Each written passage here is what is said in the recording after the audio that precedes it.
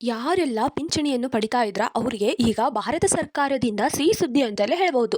ಹೌದು ವೀಕ್ಷಕರೇ, ಕೇಂದ್ರ ಸರ್ಕಾರದಿಂದ ಇವಾಗ ಯಾರೆಲ್ಲ ಪಿಂಚಣಿಯನ್ನು ಪಡೆಯುತ್ತಿದ್ದೀರಾ, ಕೇಂದ್ರ ಸರ್ಕಾರದಿಂದ ಭರ್ಜರಿ ಗುಡ್ ನ್ಯೂಸ್. ಹೌದು ವೀಕ್ಷಕರೇ, ಪ್ರತಿಯೊಬ್ಬರು ಇಲ್ಲಿ ಯಾರು ಅಂದರೆ ಪಿಂಚಣಿಯನ್ನು ಪಡೆಯುವವರು ಇವಾಗ ಕೇಂದ್ರ ಸರ್ಕಾರದಿಂದ ಯಾವ ಪಿಂಚಣಿಯನ್ನು ಪಡೆಯುತ್ತಿದ್ದೀರಾ ಆ ಪಿಂಚಣಿಯನ್ನು ಹೆಚ್ಚಳ ಮಾಡಿದ್ದಾರೆ. ಹೌದು ವೀಕ್ಷಕರೇ, ಪ್ರತಿಯೊಬ್ಬರ ಪಿಂಚಣಿಯನ್ನು ಪಡೆಯುವವರ ಹಣವನ್ನು ಹೆಚ್ಚಳ ಮಾಡಿದೆ ಇಲ್ಲಿ ಕೇಂದ್ರ ಸರ್ಕಾರ.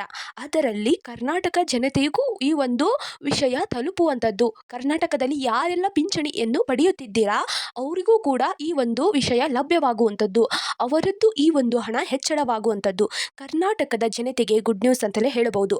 ಹಣ ಬರುವಂತಹ ಕರ್ನಾಟಕದ ಈ ಒಂದು ಪಿಂಚಣಿ ಯಾರಿಗೆಲ್ಲ ಈ ಒಂದು ಹಣ ಬರ್ತೈತಿ ಅವರಿಗೆ ಮತ್ತೊಂದಿಷ್ಟು ಹಣವನ್ನು ಕೊಡಲು ಸರ್ಕಾರ ಮುಂದಾಗಿದೆ.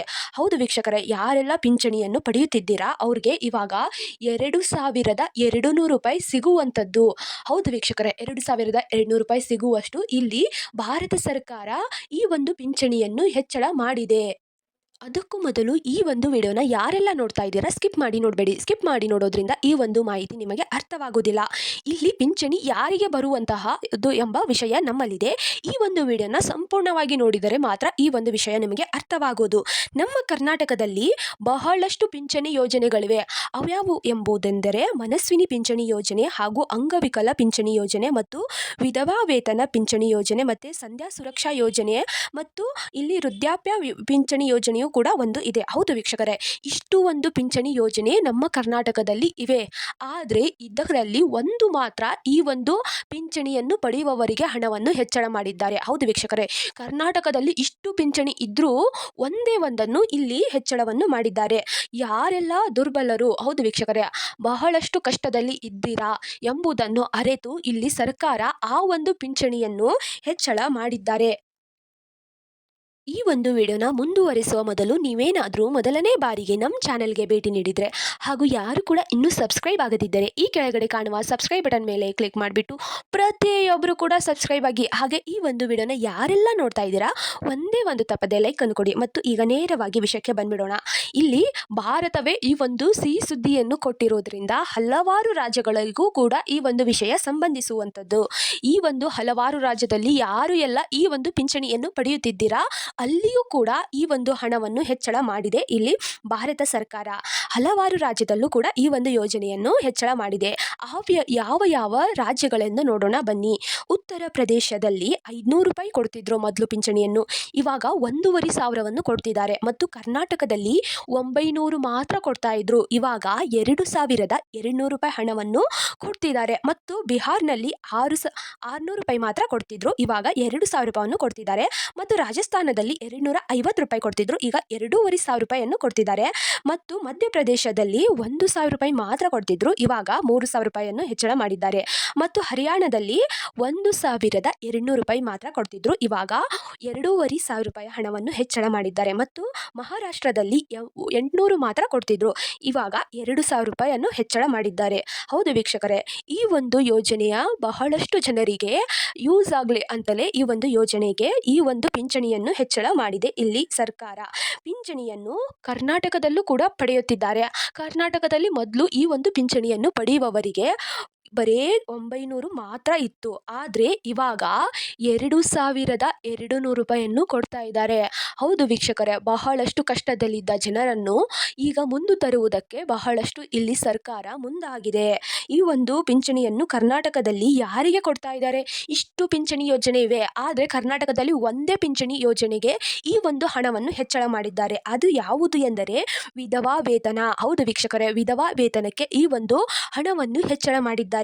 ಬರೀ ಈ ಒಂದು ವಿಧವಾ ವೇತನ ಹಣವು ಬರೀ ಭಾಳ ಏನಿದ್ದಿದ್ದಿಲ್ಲ, 800 ರೂಪಾಯಿಂದ 900 ರೂಪಾಯಿದೊಳಗೆ ಮಾತ್ರ ಬರ್ತಿತ್ತು.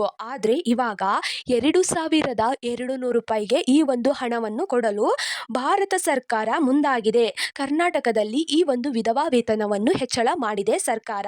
ವಿಧವೆ ಇದ್ದ ಮಹಿಳೆಯರಿಗೆ ಈ ಒಂದು ಯೋಜನೆಯಿಂದ ಅನುಕೂಲವಾಗಲಿ ಅಂತಲೇ ಈ ಒಂದು ಯೋಜನೆಯನ್ನು ಈ ಹಣಕ್ಕೆ ಬಹಳಷ್ಟು ಹಣವನ್ನು ಮುಂದುವರಿಸಿದೆ ಇಲ್ಲಿ ಸರ್ಕಾರ. ಬರೀ 800 ರೂಪಾಯಿಂದ 900 ರೂಪಾಯಿ ಇದ್ದವರಿಗೆ ಇವಾಗ 2,000 ರೂಪಾಯಿಂದ 200 ರೂಪಾಯಿ ಬರಬೇಕು ಅಂದರೆ ಜನರಿಗೆ ಖುಷಿ ಆಗುತ್ತೆ.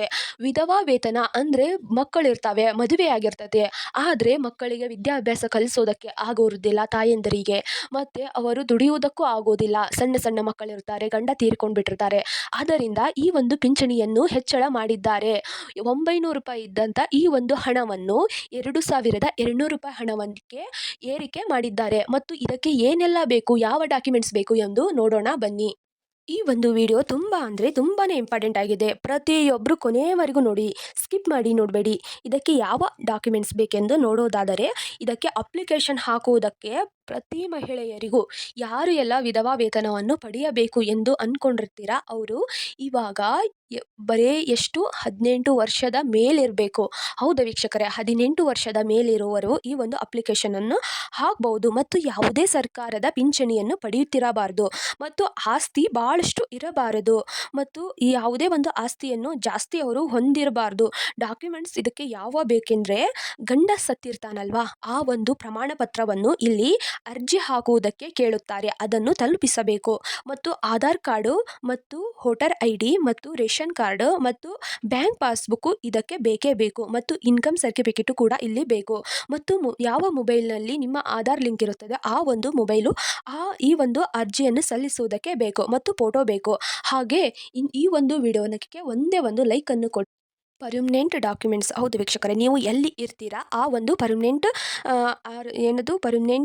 ಅಡ್ರೆಸ್ಸನ್ನು ನೀವು ಎಲ್ಲೇ ಇರ್ತೀರಾ ಆ ಒಂದು ಪರ್ಮನೆಂಟ್ ಅಡ್ರೆಸ್ಸನ್ನು ನೀವು ಕೊಡಲೇಬೇಕು. ಪರ್ಮನೆಂಟ್ ಅಡ್ರೆಸ್ಸನ್ನು ನೀವು ಕೊಟ್ಟರೆ ಆ ಒಂದು ಹಣವು ನಿಮ್ಮ ಖಾತೆಗೆ ಬರುವಂಥದ್ದು. ಮತ್ತು ನೀವು ಪಿಂಚಣಿಯನ್ನು ಪಡೆಯಬೇಕೆಂದರೆ ನೀವು ಮತ್ತೆ ಮರಳಿ ಮದುವೆ ಆಗಿರಬಾರ್ದು. ನಿಮ್ಮ ಗಂಡ ತೀರಿದ ಬಳಿಕ ಮತ್ತು ಬೇರೆ ಮದುವೆ ಆದರೆ ಈ ಒಂದು ಹಣ ಬರುವುದು ನಿಲ್ಲುತ್ತೆ. ಹೌದು ವೀಕ್ಷಕರೇ, ಈ ಒಂದು ವಿಡಿಯೋಕ್ಕೆ ಒಂದೇ ಒಂದು ಲೈಕನ್ನು ಕೊಡಿ. ಮತ್ತು ಯಾರು ಈ ಒಂದು ವಿಡಿಯೋನ ನೋಡ್ತಾ ಇದ್ದೀರಾ ಪೂರ್ತಿಯಾಗಿ ನೋಡಿ, ಸ್ಕಿಪ್ ಮಾಡಿ ನೋಡಬೇಡಿ. ಈ ಒಂದು ವಿಡಿಯೋನ ನಿಮ್ಮ ಫ್ರೆಂಡ್ಸ್ಗೂ ಶೇರ್ ಮಾಡಿ. ಇದಕ್ಕೆ ಅಪ್ಲಿಕೇಶನ್ ಹಾಕೋದಕ್ಕೂ ಇನ್ನೂ ಕರೆದಿಲ್ಲ, ಕರೆದ ಬಳಿಕ ನಾನು ನಿಮಗೆ ತಿಳಿಸುತ್ತೇನೆ. ಈ ಒಂದು ವಿಡಿಯೋನ ಕೊನೆಯವರೆಗೂ ನೋಡಿದ್ದಕ್ಕೆ ಹೃದಯಪೂರ್ವಕ ಧನ್ಯವಾದಗಳು.